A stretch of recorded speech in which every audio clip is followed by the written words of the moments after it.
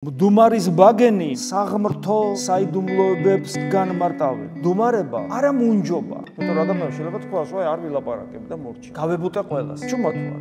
ეგ არ არის dumareba. Dumareba შინაგანი მდგომარეობა, ეგზისტენციალური ცვლილება ადამიანისა. როცა ადამიანი მიხვდება, რომ მისი მთავარი საქმე გარეთ კი არ არის, არამედ მისი მთავარი საქმე შიგნით არის. როცა ადამიანი მიხვდება და შესაბამისად შეიყვარებს ლოცვას, ლოცვის სიყვარული და ღვთის მაძიებლობა ნელ-ნელა მას სხვა გზას არ დაუტოვებს. თუ არა ის რომ dumareba შეიყვაროს, შეიტკბოს, ყოველ უბრალოდ არაფერი თქვას. ის გზნობს რომ ყოველი უკმად ნათქვამი სიტყვა მას იმ მადლს აკარგინებს, რომელიც დიდი წვალებით ცოტათი მაინც განიცადა და შემდეგ უკვე როცა dumare არის ადამიანი უკვე ნამდვილად dumare. ეს dumareba პირდაპირ ნიშნავს რომ მასში ღმერთთან საუბარი მიდის. ამიტომ თუ ის ხმას ამოიღებს, საღვთო საიდუმლოებებს განმარტავს, ღვთის ნების გამცხადებელი ხდება.